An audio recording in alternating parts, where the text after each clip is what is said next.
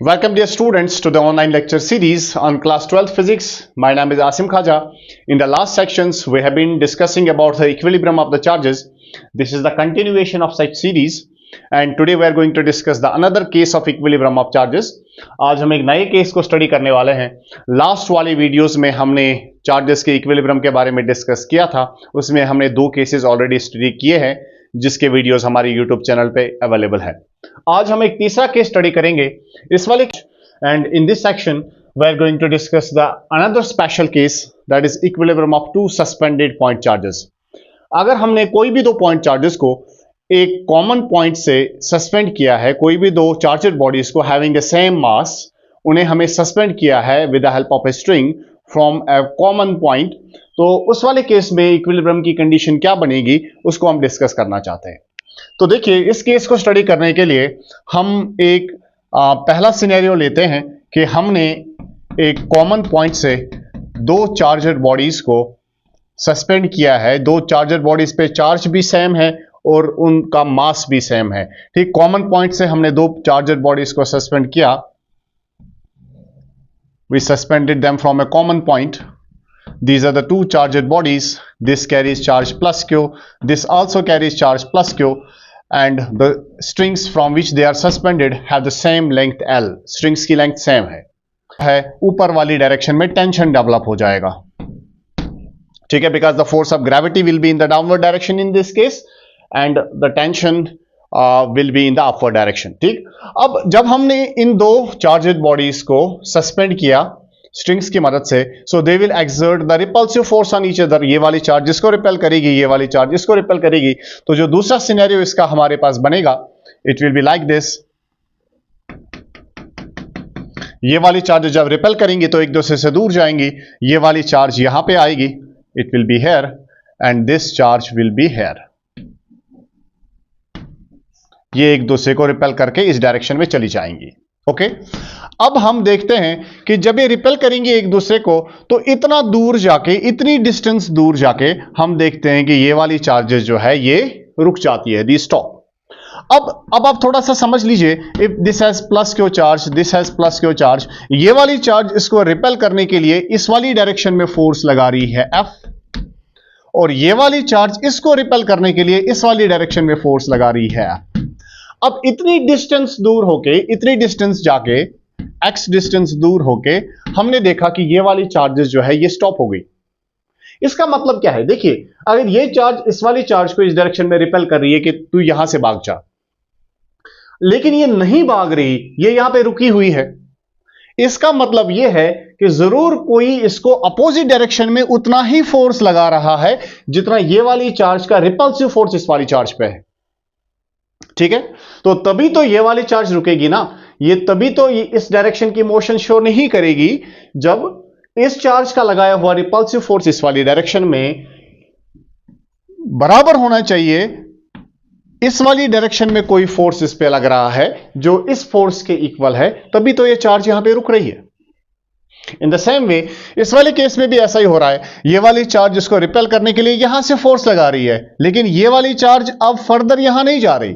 इसका मतलब यह है कि जरूर इसको पीछे वाली डायरेक्शन में इतने ही मैग्नीट्यूड का फोर्स लग रहा है जिसकी वजह से ये चार्ज यहां पे रुकी हुई है. यानी ये दोनों चार्जेस जो है ये इक्विलिब्रियम की स्टेट अटेंड करती है, और ये जो डिस्टेंस इनके बीच में अब है in the state of equilibrium, this we call as equilibrium distance. अब इसी चीज को हम समझते हैं कि इस वाली डायरेक्शन में कौन सा फोर्स इसको लग रहा है जो फोर्स ऑफ रिपल्शन को बैलेंस कर रहा है, और ये वाली चार्ज जो है ये इक्विलिब्रियम में रह रही है. इन द सेम वे ये वाली चार्ज नीचे भी नहीं जा रही, बिकॉज नीचे तो इसको ग्रेविटी खींच रही है. ठीक, अगर ये नीचे नहीं जा रही इसका मतलब जरूर उतने ही मैग्नीट्यूड का फोर्स अपवर्ड डायरेक्शन में कोई लगा रहा है जिसकी वजह से ये चार्ज जो है ये एक ही जगह पे रुकी हुई है, यानी ये इन द स्टेट ऑफ इक्विलिब्रियम है. अब हम उन्हीं फोर्सेस को डिस्कस कर लेते हैं, इस पे कौन कौन से फोर्सेस लग रहे हैं. अब देख लीजिए, स्ट्रिंग में जो टेंशन होगा it will be in the upward direction. In the same way the tension in this string will be in the upward direction. The force of gravity is in the downward direction, that is mg. Gravity का force इस पे mg लगेगा because in दोनों का mass same है both this charger bodies have the same mass, तो नीचे की तरफ जो फोर्स ऑफ ग्रेविटी लगेगा that will B mg. Okay, now हम यहां पे थोड़ी सी ज्योमेट्री का सहारा लेते हैं. Let's drop a perpendicular from here. So if this angle is theta, then this angle is also theta, and if this angle is theta. हम यहां पे क्या करते हैं, हम अब इस टेंशन के फोर्स के दो कंपोनेंट्स करते हैं, रेक्टेंगुलर कंपोनेंट्स करते हैं. एक कंपोनेंट इसका इस डायरेक्शन में आ जाएगा और दूसरा कंपोनेंट इस डायरेक्शन में आ जाएगा. Okay, now if this angle is theta, this angle will also be theta.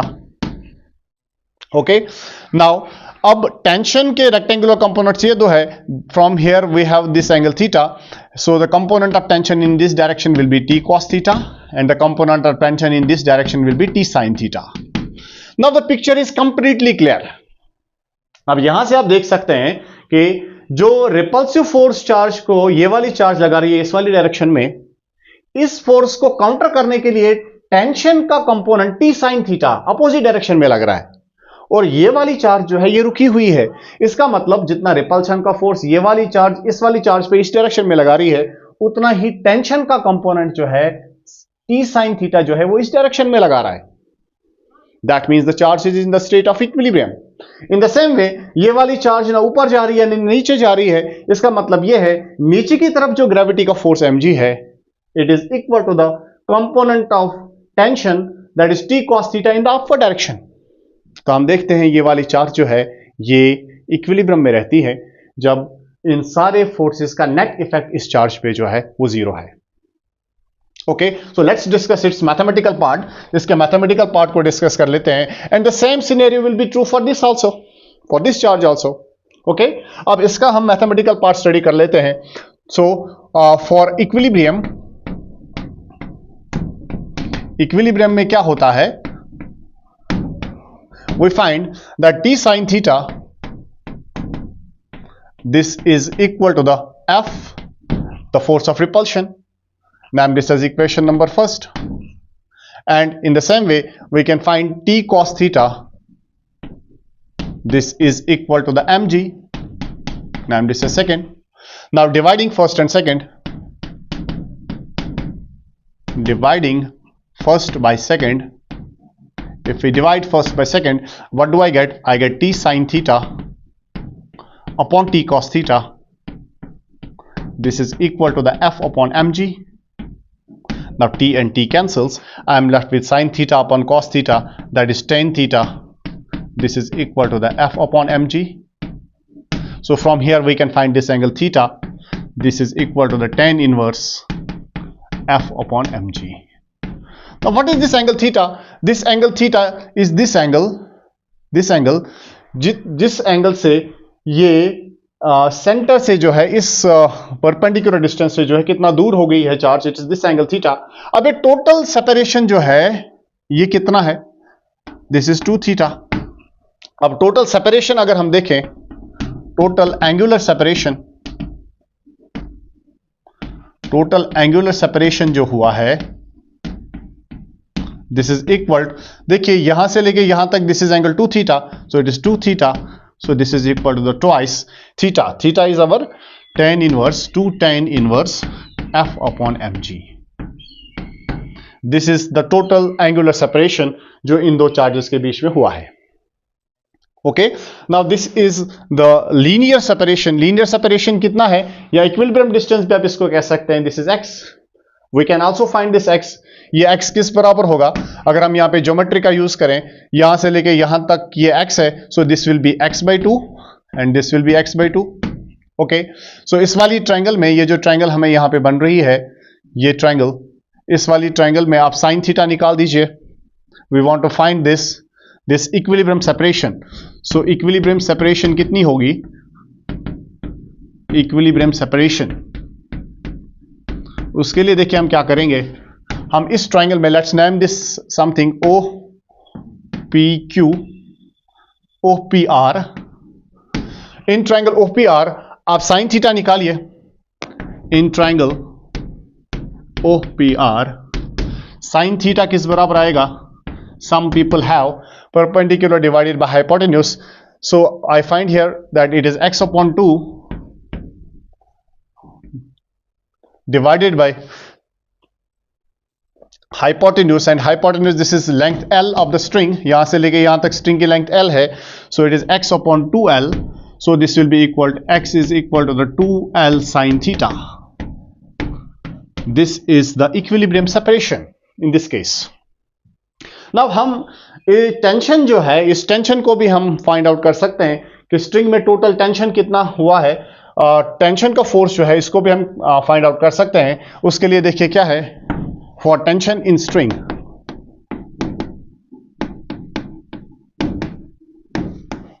for tension in string, उसके लिए देखिए क्या है, हम इक्वेशन नंबर फर्स्ट और सेकंड को स्क्वायरिंग बोथ साइड्स करेंगे एंड देन ऐड करेंगे. So squaring and adding, squaring and adding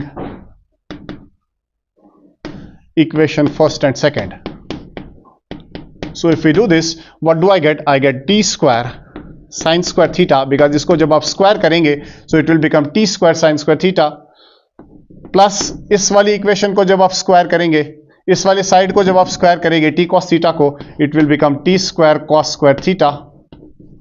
This is equal to the, इसको जब स्क्वायर करेंगे it is f square, plus इसको जब स्क्वायर करेंगे it is mg whole square. So take t square common from this. T square is here, t square is here. So t square, I'm left with sin square theta plus cos square theta. This is equal to the f square plus mg whole square. Okay, so sin square theta plus cos square theta, we know from the basic geometry that it is 1. So I'm left with t square is equal to the f square plus mg whole square. So t is equal to the root of f square plus mg whole square. So this is the tension in the string. Okay, in the same way we can find this force F, this repulsive force F that exists between these two charges with the help of Coulomb's law. देखिए उसके लिए हम यहाँ पे Coulomb's law लगाएंगे. इन दो charges के बीच की डिस्टेंस कितनी है? x है. अब इस पे चार्ज प्लस क्यों है, इस पे भी चार्ज प्लस क्यों है, तो हम इस F फोर्स को फाइंड आउट कर सकते हैं.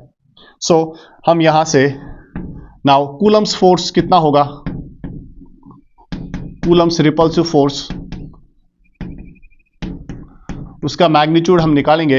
It will be F is equal to the K magnitude of Q1, वो उसके बदले तो Q है हमारा, into magnitude of another charge का मैग्नीट्यूड भी Q है, डिवाइडेड बाय इनके बीच में डिस्टेंस है x, so it's x square. So this is equal to the K Q square upon x square. This is force F. अब ये वो फोर्स है जो ये वाली चार्ज इस वाली चार्ज पे लगा रही है और ये वाली चार्ज इस वाली चार्ज पे लगा रही है रिपल्शन का. लेकिन इस फोर्स को, इस रिपल्सिव फोर्स को काउंटर करने के लिए इस वाली डायरेक्शन में जो टेंशन का कंपोनेंट t sin थीटा है वो इसको बैलेंस करता है, और हम देखते हैं कि ये वाली चार्ज जो है ये इक्विलिब्रियम में रहती है. ठीक है, अब आगे आने वाले सेक्शंस में हम और आगे इसको डिस्कस करेंगे, इन्हीं के कुछ डिफरेंट केसेस देखेंगे. तो अभी के लिए फिलहाल इतना ही करते हैं. Thank you very much. In the last section, we discussed about the condition for equilibrium of the two suspended charges. लेकिन वो दो चार्जेस को जिनको हमने सस्पेंड किया था उनको हमने एयर में रखा था. अब अगर आज हम उन्हीं दो चार्जेस को सस्पेंड करते हैं, लेकिन हम उनको सस्पेंड करते हैं एक लिक्विड के अंदर, एक एयर के बगैर दूसरे मीडियम लिक्विड के अंदर हम इनको सस्पेंड करते हैं, तो हम देखते हैं कि उस वाले केस में इक्विलिब्रियम की कंडीशन क्या होगी. अब देख लीजिए, ये एक इंपॉर्टेंट एस्पेक्ट है. हम अगर ये एज्यूम यहां पे करें कि जो चार्जेस के बीच का एंगुलर सेपरेशन है वो एग्जैक्टली उतना ही रहे जितना उनका एंगुलर सेपरेशन जो है वो एयर में था. जैसे जब हमने इन दो चार्जेस को एयर में सस्पेंड किया था तो ये एक दूसरे से कितना दूर हो गई थी एयर में, 2 थीटा. अब अगर हम इसी सेपरेशन पे हम इनको किसी दूसरे मीडियम में सस्पेंड करते हैं, जैसे लिक्विड में हम यहां पे सस्पेंड कर रहे हैं, उस लिक्विड का जो डेंसिटी है वो सिग्मा है, हम इन दो चार्जेस को उस लिक्विड के अंदर जब सस्पेंड करते हैं तो हमें उनको इतने ही एंगल पे रखना होगा, इतने ही एंगल पे हम ये एज्यूम करते हैं कि ये इतने ही एंगल पे फिर भी रिपल्शन के फोर्स की वजह से दूर हो जाएंगी.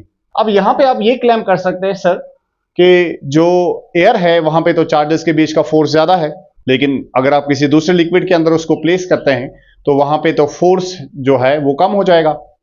तो इतनी सेपरेशन पे ये चार्जेस नहीं जानी चाहिए थी जितनी सेपरेशन पे ये एयर में होंगी.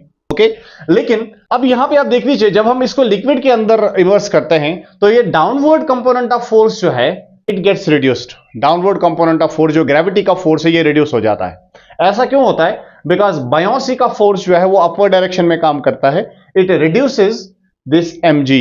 ग्रेविटी का फोर्स जो है ये रिड्यूस हो जाता है। इन द सेम वे जो कूलम्ब्स फोर्स ऑफ रिपल्शन है ये भी रिड्यूस हो जाता है। अब हमारे पास लास्ट वाले सेक्शन में हमने देखा था कि हमारे पास जो tan थीटा होता है, tan थीटा, ठीक, ये tan थीटा हमारा किस बराबर होता है? This is equal to the Coulomb's repulsive force divided by the force of gravity. Now in this case what do we find? जब हम इसको किसी दूसरे लिक्विड के अंदर प्लेस करते हैं, हम देखते हैं कि कूलम्स फोर्स भी रिड्यूस हो जाता है और ग्रेविटी का फोर्स भी रिड्यूस हो जाता है। कूलम्स फोर्स इसलिए रिड्यूस हो जाता है बिकॉज हम एयर के बगैर किसी दूसरे मीडियम में जाते हैं, तो वहां पे तो फोर्स ऑब्वियसली रिड्यूस हो जाएगा। और जो ग्रेविटी का फोर्स नीचे की तरफ है वो आता है माइनस, इसको हमने किया है। दैट मीन्स अगर हमने F को भी रिड्यूस किया because of this medium, mg भी रिड्यूस हो गया बिकॉज ऑफ दिस मीडियम, तो हम देखते हैं कि अगर जिस प्रोपोर्शन में F रिड्यूस हुआ उसी प्रोपोर्शन में अगर mg रिड्यूस हुआ है तो थीटा हमारा उस वाले केस में सेम रहेगा। उस वाले केस में हमारा थीटा सेम रहेगा, ठीक है। और अब अगर हम ये भी मान लें कि अब हमने इसको जब दूसरे मीडियम के अंदर प्लेस कर दिया, इन दो चार्जेस को सस्पेंड कर दिया किसी दूसरे मीडियम के अंदर, तो उस मीडियम का डाइलेक्ट्रिक कांस्टेंट क्या होना चाहिए? उस मीडियम का डाइलेक्ट्रिक कांस्टेंट क्या होना चाहिए ताकि इन दो चार्जेस के बीच का सेपरेशन जो है वो उतना ही रहे जितना इनके बीच का सेपरेशन जब हमने इनको एयर में रखा था। सेम चार्जेस को, सेम मास की चार्जेस को जब हम इनको एयर में रखा था, ठीक है। अब उसके लिए हम देखिए इक्विलिब्रियम की कंडीशन यहां पे क्या आ जाएगी, जो हम ऑलरेडी पिछले वाले सेक्शंस में कर चुके हैं। यहां पे फोर्स जो है जो एयर में था, it will not be the same. Now the force is now F dash. Tension will also be different, ठीक, बिकॉज ग्रेविटी का फोर्स जो है उसमें चेंज आए हैं, so the tension of force will definitely be different. और tension का force जो है हमने यहां पे T डैश माना है, ऐसे इसके कंपोनेंट्स भी अकॉर्डिंगली चेंज हो जाएंगे। It is T dash cos theta, it is T dash sine theta. तो यहां पे इक्विलिब्रियम की कंडीशन क्या हमारे पास बनेगी? और इक्विलिब्रियम कंडीशन, फॉर इक्विलिब्रियम की कंडीशन हमारे यहां पे क्या बनेगी? इस वाले केस में T dash sine theta, this has to be equal to F dash, and T dash cos theta, it has to be equal G minus V sigma G। This V is the volume of the liquid that has been displaced जब आपने इस charge को उसके अंदर place कर दिया, ठीक है। चार्जर बॉडी को जिसका मास m है उसके अंदर प्लेस कर दिया तो volume will definitely get displaced. और ये जो है this is the force of buoyancy जो अपवर्ड डायरेक्शन में लगेगा, ग्रेविटी का फोर्स डाउनवर्ड डायरेक्शन में लग रहा है, that means this mg force will get reduced because of that, इसलिए हमने इसको यहां से माइनस किया है। Okay, so this is equation first, this is equation number second. और अगर आप यहां पे F डैश निकालेंगे, सो चार्जेस के बीच का जो फोर्स अब होगा इस वाले केस में, that will be F dash हमारा जो है it will be equal to 1/4 pi epsilon. Epsilon will be the density, this permittivity of this medium जिसमें हमने चार्जेस को प्लेस किया है, into q square x square. Now from the definition of relative electrical permittivity we know dielectric constant जो है ये बराबर होता है एप्सिलॉन अपॉन एप्सिलॉन नॉट। तो हमारा एप्सिलॉन यहां से किस बराबर आएगा? It will B epsilon not के। सो यहां पे हम इसको लिख सकते हैं 1/4 पाई एप्सिलॉन नॉट के q square upon x square. This is F dash. Okay, अब अगर आप यहां पे इनको डिवाइड करते हैं इन दो इक्वेशंस को, dividing first by second in the same way जो हमने लास्ट वाले सेक्शन में किया था, so what do we get? यहां पे upon cos theta it will become tan theta, this is equal to the F dash upon mg minus v sigma g। So upon solving it further हमारा F dash यहां से देखिए किस बराबर है? It is q square upon 4 pi epsilon not x square, साथ में नीचे ये फैक्टर आ जाएगा mg माइनस v g। ठीक है, ये हमारा tan थीटा निकला। ठीक है, अब हमने यहां पे क्या एज्यूम किया है कि जो सेपरेशन है यहां पे, ये जो एंगुलर सेपरेशन यहां पे है, ये उतनी ही है जितनी तब थी जब हमने इन दो चार्जेस को कहां पे प्लेस किया था, जब हमने इन दो चार्जेस को सस्पेंड किया था एयर के अंदर किया था। ठीक है, अब हम एंगुलर सेपरेशन उतनी किस डाइलेक्ट्रिक कांस्टेंट के लिए होगी, जो इस मीडियम का डाइलेक्ट्रिक कांस्टेंट है, किस डाइलेक्ट्रिक कांस्टेंट के वैल्यू के लिए उतनी ही एंगुलर सेपरेशन होगी जितनी इन दो चार्जेस के बीच की एंगुलर सेपरेशन थी जब हमने इनको एयर में या वैक्यूम में प्लेस किया था। ठीक, वही कंडीशन हमें निकालनी है। नाउ अब आप मुझे बताइए ये एंगुलर सेपरेशन कब थी, थीटा का वैल्यू कब था, जब हमने इनको एयर में प्लेस किया था, तो वहां पे हमारा एफ का जो वैल्यू था, इन that case the value of F was 1/4 pi epsilon not Q square upon x square. तो यहां पे पुट कीजिए, तो ये एफ जो हमारा बन जाएगा, it will become Q square upon 4 pi epsilon not square into M G. This is our tan theta. In that case जब हमने चार्जेस को एयर में प्लेस किया था, सस्पेंड किया था एयर के अंदर, ठीक है।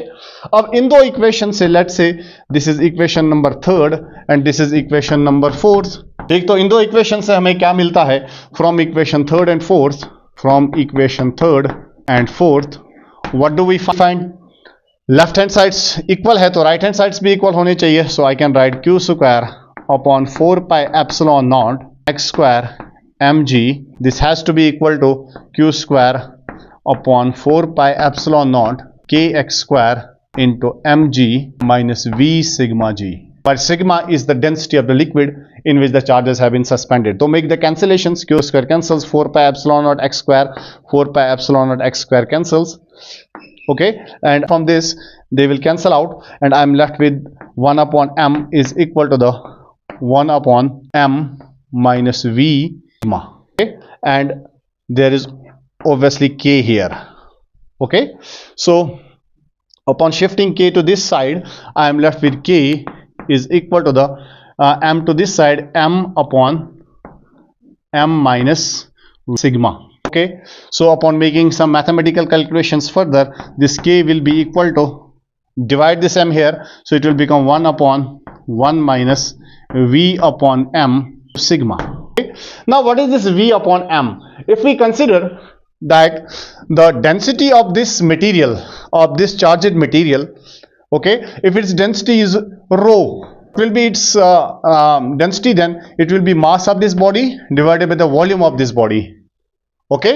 So from here I can find v upon m, okay. What will be the value of v upon m here? It will be 1 by rho will be equal to v upon m, okay.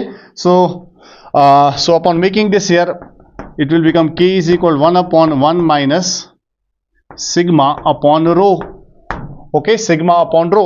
So upon for solving it further over here, so k will be equal 1 divided by rho minus sigma upon rho.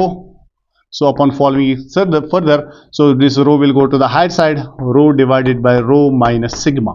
So this is the value of the dielectric constant, very very important, for which angular separation between the charges will be the same as that in the air, okay. तो ये उस medium का dielectric constant होना चाहिए जिसमें आपने charges को immerse किया है, ठीक है। और अगर उस मीडियम का डाइलेक्ट्रिक कांस्टेंट इतना होगा तो एंगुलर सेपरेशन जो है चार्जेस के बीच में, यानी ये सेपरेशन जो है, थीटा एंगल जो है, this will be the same as that in the air, okay. So this is all for this आगे के सेक्शंस में हम